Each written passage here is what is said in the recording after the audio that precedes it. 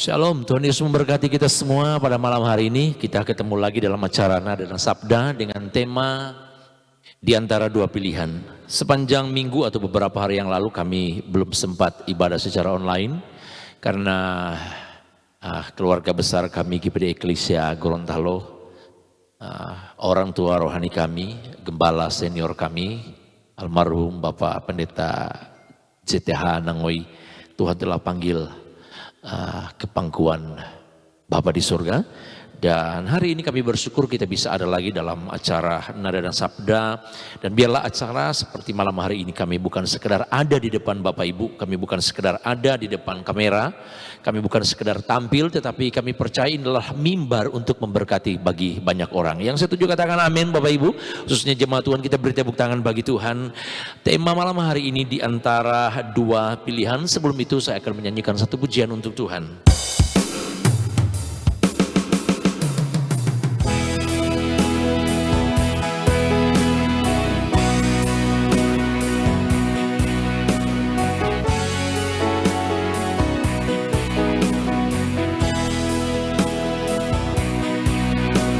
Ketika ku hadapi kehidupan ini, jalan mana yang harus ku pilih?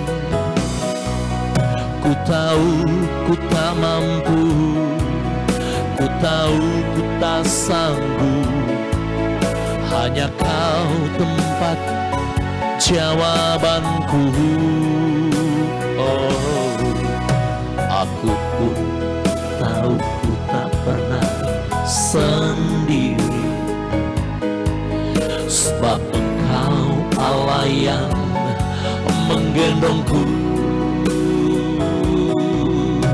Tangan-Mu membelaiku, cinta-Mu memuaskanku. Kau mengangkatku ke tempat yang tinggi. Janji-Mu seperti fajar pagi hari yang tiada pernah terlambat bersinar. Cinta-Mu seperti sungai yang mengalir, dan ku tahu betapa dalam kasih-Mu. Janji-Mu seperti fajar pagi hari yang tiada pernah terlambat bersinar. Cinta-Mu seperti sungai yang mengalir, dan ku tahu betapa dalam kasih-Mu. Dan ku tahu betapa dalam kasih-Mu. Dan ku tahu betapa dalam kasih-Mu, Yesus. Betapa dalam kasih-Mu bagi kami.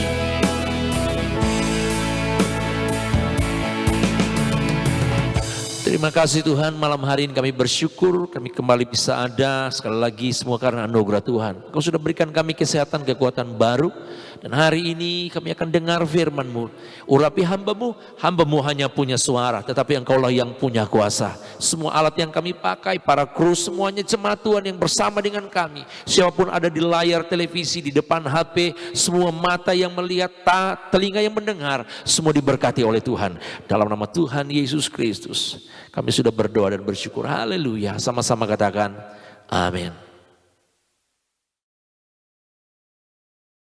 Malam ini kita bersyukur kepada Tuhan. Sekali lagi saya akan bawa kepada kita dalam satu pembahasan tentang di antara dua pilihan. Saudara bertanya, di antara dua pilihan, antara kiri atau kanan? Saudara mungkin bertanya, di antara dua pilihan, ke depan atau ke belakang? Saudara mau bertanya, di atas atau di bawah? Atau saudara bertanya sesuatu yang ada jalan tertutup atau jalan terbuka. Tapi hari ini bukan itu yang kita akan bicarakan. Kita akan bicarakan tentang apa yang ada dalam Alkitab. Kisah Alkitab berbicara dalam pendahuluan ini waktu Abraham dan Lot. Abraham berkata kepada Lot, silakan engkau pilih. Silakan engkau pilih. Engkau mengambil sesuatu yang menurut pandangan matamu itu bagus. Dan Lot mengambil kesimpulan, dia memilih satu tempat seperti taman Tuhan, seperti sorga. Dan Abraham hanya mengikuti apa yang Lot lakukan. Lalu Lot memilih itu sebenarnya enggak salah. Karena itu sebuah pilihan. Lot memilih sesuatu, tetapi apa yang Lot rasa itu baik. Apa yang Lot rasa itu betul. Dia memilih tempat itu seperti taman Tuhan, dalam pikirannya, dalam benaknya itu sangat sempurna. Saya mau berkata malam hari ini, tidak semua, bahkan kalau kita berpikir keputusan atau pilihan kita itu sangat sempurna, maka itu sangat salah besar. Contoh ketika Lot mengambil keputusan memilih tempat yang bagi dia itu yang terbaik. Dan akhir hidupnya, khususnya keluarganya, ketika Sodom dan Gomora dimusnahkan, maka keluarga atau seorang dari keluarga Lot di saat itu, Allah menghukum Sodom dan Gomora. Allah perintahkan lewat malaikat, silakan lari, tinggalkan, jangan menoleh ke belakang. Istri Lot memalingkan pandangannya ke belakang. Artinya satu keputusan di antara dua pilihan kita harus ambil satu. Dan akhir-akhir ini kita harus mengambil keputusan. Ingat, kita punya Tuhan. Kita minta tuntunan Tuhan. Agar supaya apa yang kita pilih itu enggak salah. Katakan amin. Mari kita baca dalam Alkitab kita. Dalam firman Tuhan. Kita akan bicara tentang hikmat daripada Salomo. Jadi kalau dalam pendahuluan saya bicara tentang bagaimana si Lot memilih di antara dua pilihan. Dia harus memilih satu. Nah sekarang kita akan masuk kepada poin-poin, yaitu bicara tentang hikmat daripada Salomo. 1 Raja-Raja pasal yang kedua ayat 3 sampai 16. Jadi yang pertama di antara dua pilihan adalah bicara hikmat manusia atau kita menjalani hidup ini dengan hikmat Tuhan. Sekali lagi, di antara dua pilihan, satu yang harus kita prioritaskan. Dalam berbicara hikmat, kita bicara saudara menjalani hidup ini dengan hikmat manusia atau dengan hikmat Tuhan. Salah kita menjalani hidup ini dengan hikmat manusia, maka kita akan masuk kepada jurang kebinasaan. Atau engkau tidak akan diberkati oleh Tuhan. Atau kebinasaan akan melanda atau akan menyertai keputusan-keputusan atau pilihan-pilihan yang kita ambil lewat hikmat kita manusia. Mari 1 Raja-Raja pasal yang kedua ayat 1 Raja-Raja 3 ayat 16 dan 18 berkata begini. 1 Raja-Raja pasal yang ketiga ayat 16 berkata begini. Pada waktu itu masuklah dua orang perempuan sundal menghadap raja. Lalu mereka berdiri di depannya. Mereka datang kepada Salomo, berdiri di depan Salomo. Apa mereka katakan? Kata perempuan yang satu, ya Tuhanku, ya Tuanku, aku dan perempuan ini diam dalam satu rumah. Dan aku melahirkan anak pada waktu dia ada di rumah itu.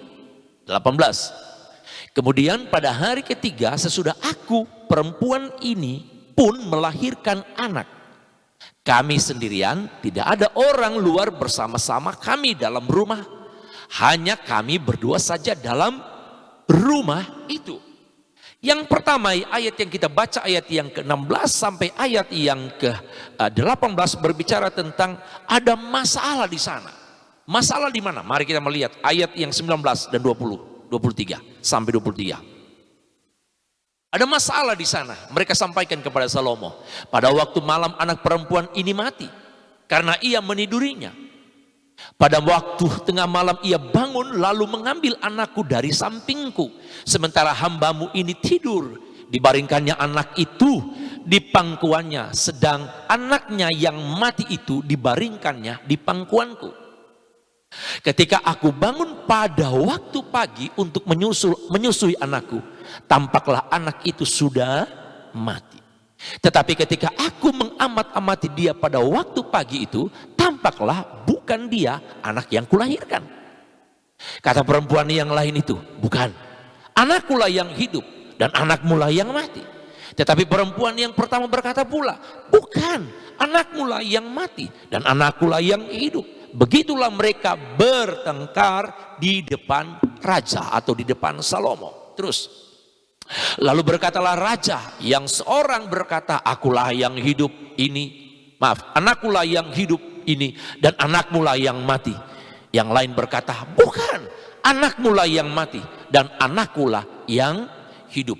Ayat yang kita baca ayat yang ke-16 sampai ayat yang ke-18, ini kisah daripada kehidupan daripada dua wanita ini.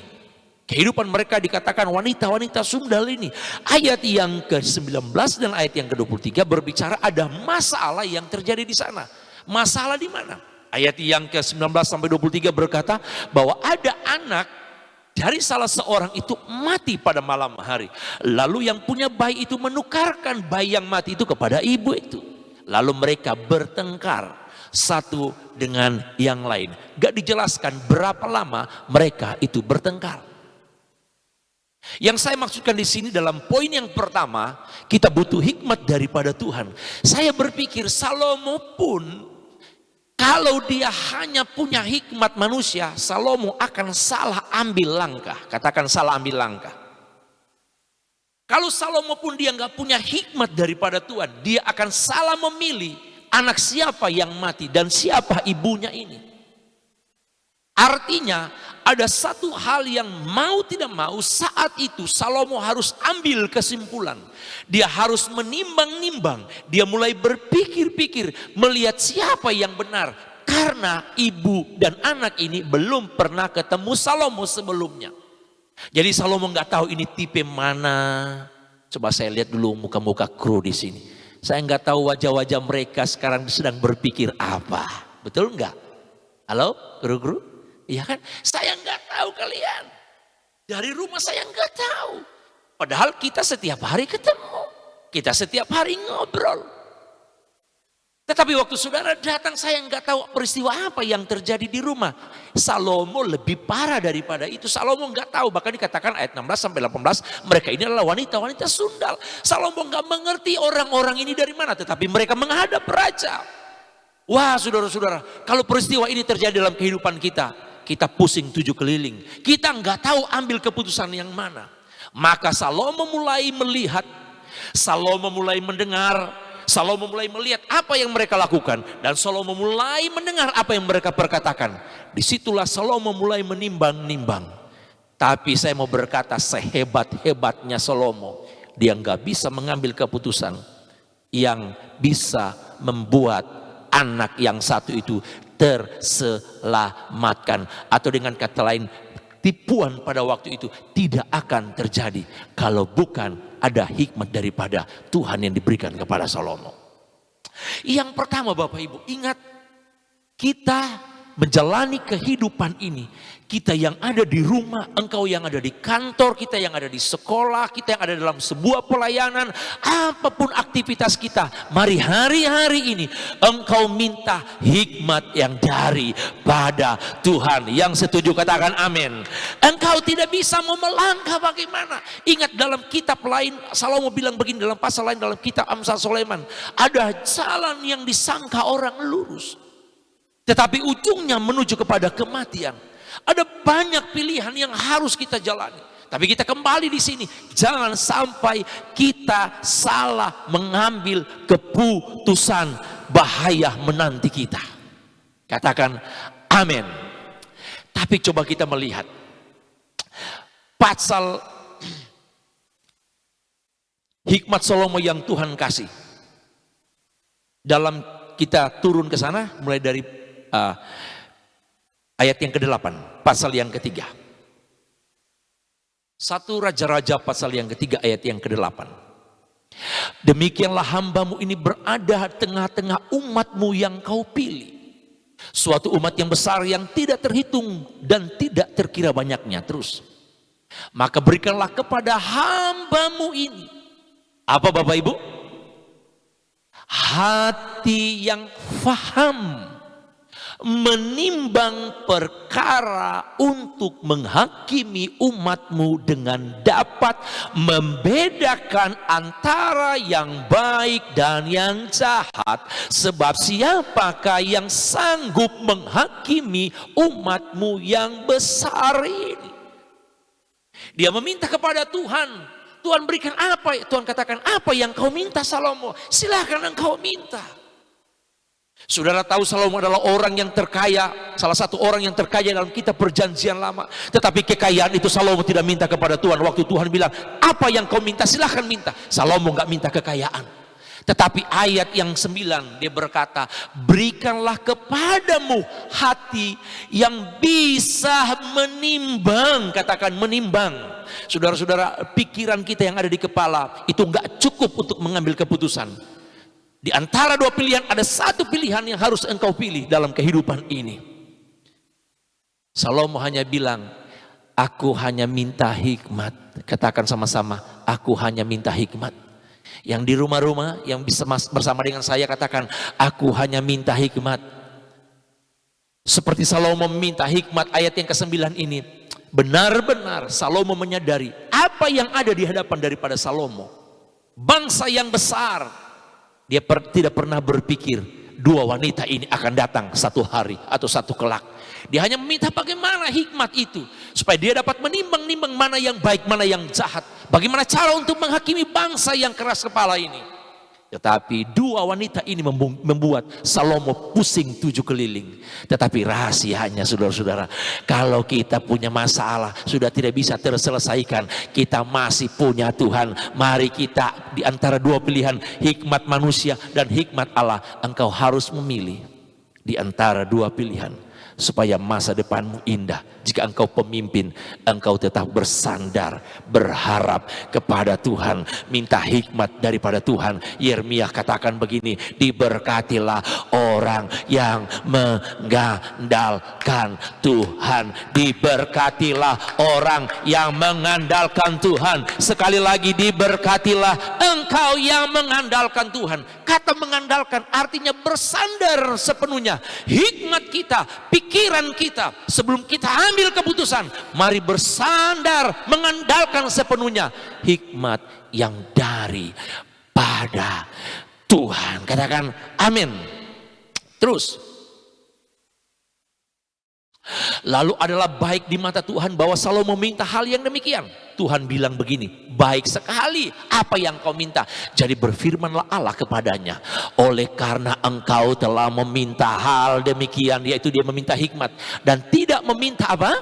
Umur panjang atau kekayaan atau nyawa musuhmu, melainkan pengertian untuk memutuskan hukum. Artinya sebelum dia melangkah, sebelum sebuah keputusan dia ambil, dia menyandarkan hikmatnya hanya kepada Tuhan. Katakan amin. Katakan amin. Katakan amin. Ayat 19.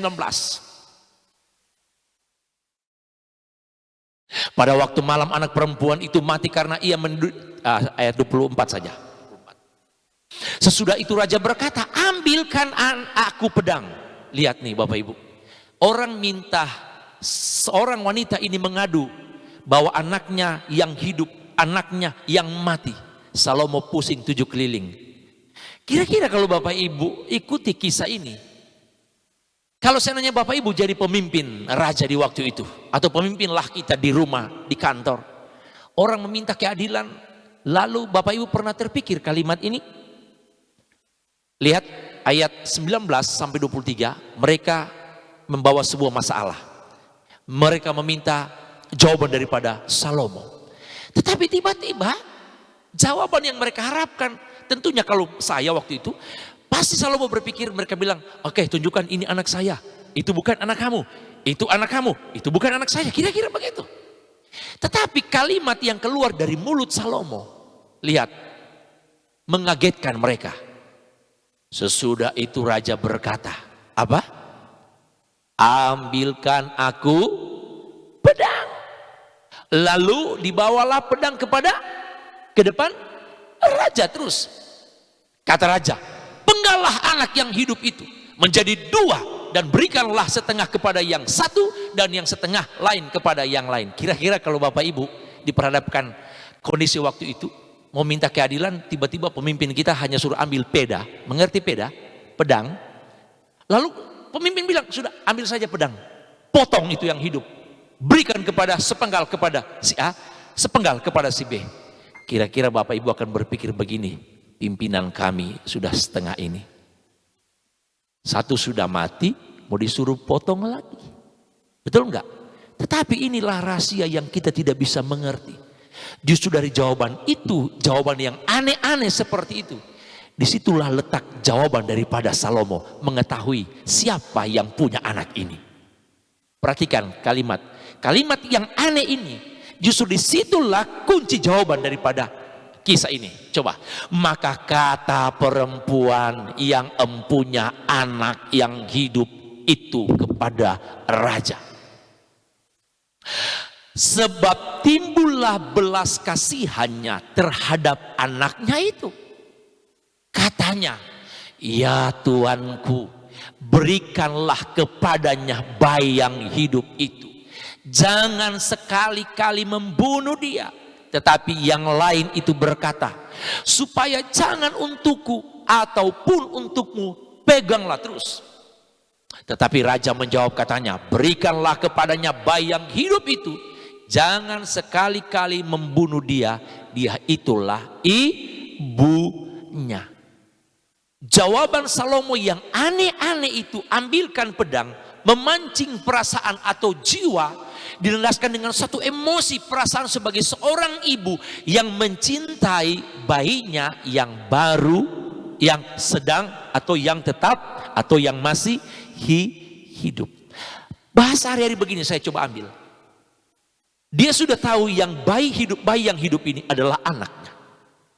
Dia tidak tega untuk pedang Salomo raja itu akan memenggal bayi yang hidup itu. Maka sebagai jiwa seorang ibu, perasaan sebagai seorang ibu, dia mempertimbangkan, sudah aku yang mengalah, jangan sampai anak saya ini mati dipenggal oleh raja. Tetapi yang ibu anaknya yang memang sudah mati, dia santai aja. Tidak kelihatan rasa jiwa, perasaan mengasihi kepada anak ini, karena dia pikir itu bukan anaknya yang akan dipenggal kepalanya. Saya melihat ada tersirat di sana jawaban yang aneh-aneh daripada si Salomo itu. Disitulah kunci di mana hikmat yang Tuhan kasih kepada Salomo. Saudara, ketika engkau punya masalah, persoalan di kantor, di rumah tangga, dimanapun, engkau berdoa kepada Tuhan supaya apa yang engkau perkatakan, orang meminta nasihat, kata-kata nasihat kepada kita, biarlah kata-kata nasihat, kata-kata membangun, kata-kata dorongan, kata-kata memulihkan, itu sumbernya bukan dari hikmat kita, tetapi biarlah kata-kata hikmat, dorongan itu sumbernya daripada Tuhan. Katakan amin. Hidup ini diperhadapkan dengan dua hikmat. Hikmat Tuhan, hikmat Allah, dan hikmat kita. Tokoh besar dalam Alkitab, dalam perjanjian lama, hampir 1 bulan nggak ada nama ini kalau nggak disebut. Pasti pendeta-pendeta, pengkhotbah suka sebut. Salah satunya adalah Salomo, karena dia pengkhotbah atau karena dia juga seorang raja yang luar biasa dipakai oleh Tuhan. Kita melihat yang lain, contoh yang lain beberapa menit ke depan. Setelah hikmat manusia atau hikmat Allah, Tuhan kasih pilihan kepada kita. Kita harus pilih yang mana di antara itu. Malam hari ini saya mau katakan, pilihlah hikmat Tuhan. Katakan amin. Saya Bapak Ibu, saya sering katakan di mana-mana, sampai hari ini pun saya ada di depan kamera, Bapak Ibu yang menonton. Saya melihat jauh ke belakang siapa saya nggak ada apa-apanya. Waktu kami sekolah Alkitab, saya baru bertobat 17 Juli 92, bulan Agustus saya sekolah Alkitab. Lalu waktu kami sudah sekolah Alkitab berbulan-bulan, saya melihat teman-teman saya waktu mereka khotbah, entah khotbah sekolah minggu, khotbah ibadah umum, mereka begitu luar biasa. Saya nggak tahu apa-apa, saya minder. Ayat yang saya ambil waktu saya berdoa puasa, saya ambil bahwa orang yang bodoh ini seperti Paulus bilang, terkadang orang yang bodoh di dunia itu bisa Tuhan pakai menjadi alatnya yang luar biasa. Waktu kami baca Alkitab masih dalam perjanjian lama, saya ketemu dengan kitab Ayub pasal yang ke-12. Kitab Ayub pasal yang ke-12. Ayat yang ke-13. Inilah ayat mas saya ketika saya sekolah pendeta, sekolah Alkitab tingkat 1 di sekolah Alkitab Beji Batu Malang. Saya melihat orang pimpin pujian hebat-hebat, saya nggak bisa, main gitar pun saya nggak bisa. Menyanyi pun kakak saya masuk di kantata, saya nggak dipakai-pakai. Saya dikerjain, mereka panggil saya karena dari Gorontalo. Teman-teman saya dari Sulut bilang begini, Uti bikin malu ngana, kamu bikin malu. Saya tanya kenapa? Kakakmu sejarahnya sekolah Alkitab di Beji, semuanya mereka dipakai dalam kantata, tapi kamu nggak pernah dipakai-pakai. Bapak Ibu, saya punya perasaan malu. Memang baru bertobat, saya nggak tahu apa-apa. Ayat ini saya dapat. Tuhan kasih. Ayat ini berkata begini. Ayub pasal yang ke-12 ayat 13. Tetapi pada Allah lah, katakan amin. Tetapi pada Allah lah hikmat dan kekuatan. Dialah yang mempunyai pertimbangan dan pengertian. Tepuk tangan untuk Tuhan.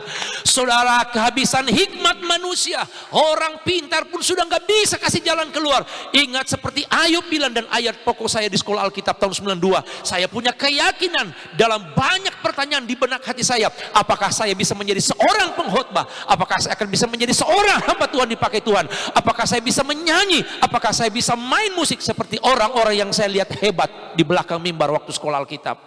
Tuhan seperti kasih ayat ini, buka lebar-lebar. Pada Allah lah hikmat, saudara-saudara. Pada Allah lah apa? Hikmat. Apa lagi? Dan apa? Kekuatan. Dialah, ini yang diminta Salomo, dialah yang mempunyai pertimbangan. Kita menimbang-nimbang, manusia mengira-ngira, kita menimbang-nimbang, tetapi Tuhanlah yang menentukan, Tuhanlah yang memutuskan. Malam hari ini pastikan ada dua model hikmat. Engkau taruh yang nomor satu, yang paling utama dalam engkau menjalani hidup sebagai jemaat, mengiring Tuhan, melayani Tuhan di kantor, di rumah tangga, apapun aktivitas kita, gunakan hikmat Allah yang nomor satu. Maka saya percaya seperti Salomo bisa menyelesaikan masalah pada waktu itu, engkau pun bisa menyelesaikan masalah. Ataupun ada kata-kata yang keluar bagi yang engkau keluarkan, mungkin orang merasa aneh. Di balik perkataan yang mungkin rasa aneh-aneh itu, disitulah jawaban yang sesungguhnya. Karena hikmat Tuhan, hikmat yang kita tidak bisa selahami. Tuhan Yesus memberkati kita semua. Mari Bapak Ibu, kita mau berdoa pada malam hari ini. Jika ada SMS, telepon yang sudah masuk, kami akan berdoa kepada Bapak Ibu. Dan tadi sejak semalam ada yang menyampaikan ke saya, mereka meminta bantuan doa untuk keluarga orang tua mereka supaya disembuhkan oleh Tuhan dari sakit penyakit. Mari kita berdoa malam hari ini. Bapa, bagi Engkau tidak ada yang mustahil. Katakan amin. Bagi Engkau tidak ada yang mustahil. Bagi Engkau tidak ada yang tidak mungkin. Semua mungkin, semua bisa terjadi. Khususnya firman Allah yang telah kami dengar malam hari ini. Ketika kami melangkahkan hidup kami ini, kami bergantung sepenuhnya. Mulai dari cara kami berpikir, mulai kami menimbang-nimbang, dan kami akan mengambil sebuah keputusan. Biarlah dasarnya hanya hikmat yang dari pada Tuhan. Berkati kami semua, para kru, hamba-Mu, alat yang kami pakai, jemaat Tuhan, semua kami diberkati oleh Tuhan. Maka sebentar kami akan istirahat malam hari ini. Tuhan bersama dengan kami, jauhkan dari niat orang jahat, malapetaka, kebakaran, dihalaukan, dijauhkan dalam nama Yesus. Kami akan diberkati sepanjang malam hari ini, dan kami bangun besok pagi dengan tubuh yang dikuatkan oleh Tuhan. Tuhan Yesus memberkati kita semua. Haleluya.